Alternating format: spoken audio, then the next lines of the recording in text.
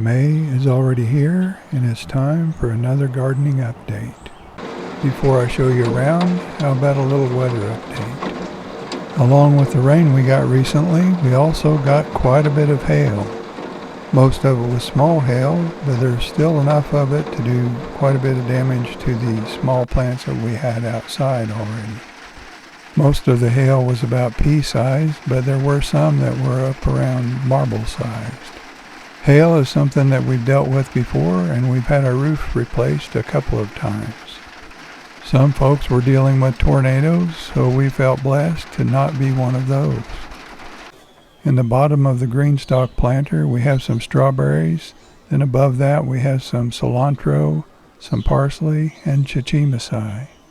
Above that, we have some snow peas and some spinach. I was going to plant lettuce, but it started getting hot very early, so I changed my mind. I'm going to plant some micro tomatoes in place of the lettuce. The garlic is well over knee high, and we have some extra back along the fence, along with the ones you see here.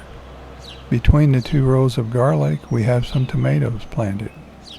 About the time the tomatoes need more room to grow, the garlic will be harvested.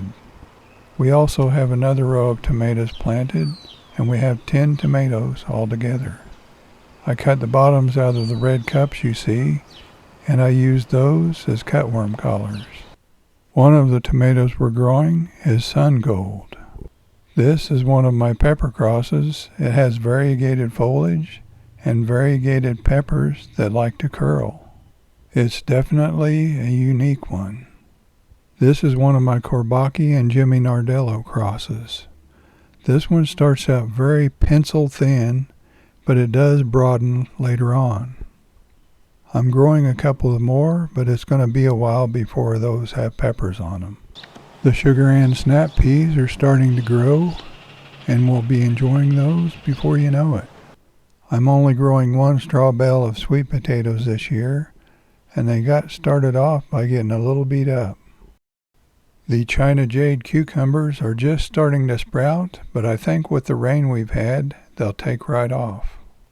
Over by the cattle panel trellis, I have some Monte Gusto pole beans starting to come up. I might have to thin those just a little bit. I'm also going to grow a second type of cucumber. This one is called Muncher. I'm just going to grow one eggplant this year. It's a variety called Ichiban. This one looks just a little bit yellow, so I'm going to add some fertilizer. I'm just growing a few radishes, and I might let a couple of those flower just so I can eat the seed pods. I'm growing two types of corn this year. One is variegated and one is popcorn. Unless you want them to cross, you shouldn't grow two types. In the area where I have the corn, I have about 2 inches of wood mulch, so I pull back the irrigation line, and I have a string strung to keep it halfway straight. Then I make a trench that is through the mulch and 2 inches deep into the soil. Since corn is a heavy feeder, I add some 10-10-10 fertilizer into the trench, and then I mix it up well with my hands before I add the seeds. If the soil is loose and easy to work, you just mix it around a little bit with your hand. It's a pretty simple thing to do. Then I make sure I've got a decent straight line to put my seeds in. Here's a look at some of the multicolored popcorn that I grew last year. As you can see, there's quite a few different colors of kernels. The guy that I got the seeds from said that he got them from an Amish farmer. Since I saved my own seeds, I have plenty of seeds. So instead of trying to place each seed, I just kind of scatter them. Once I have the seeds in the trench, then I cover them up with soil and firm the soil a little bit.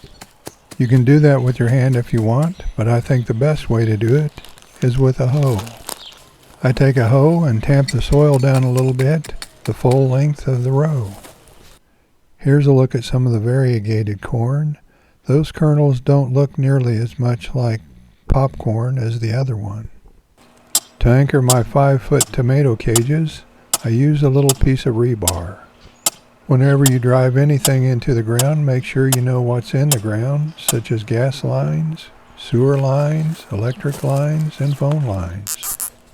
Once I have the rebar in the ground, I secure it to the tomato cage using a zip tie at the top and a zip tie at the bottom. Once the cage is fastened to the rebar, we're ready to start growing things.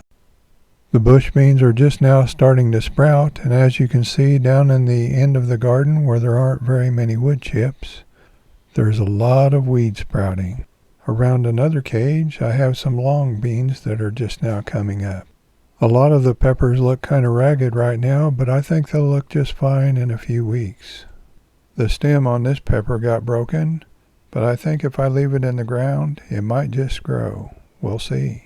Once this pepper has been out in the sun for a while, it'll darken up quite a bit. This is a variegated version of a Midwest Midnight. We feed grape jelly to the Orioles, and they showed up about 10 days ago or so. They don't like to share, and they even let us know when we've been out in the garden too long. The vegetation from this Kennebec potato plant will swallow up that 10-gallon grow bag in a hurry. These are the Detroit dark red beets in a 10-gallon grow bag. I put our baby asparagus plants in several places, and right behind this one is some rhubarb. Let us know how your garden's doing, and if you just found this channel and haven't subscribed yet, please subscribe. Thanks for watching. We'll see you next time.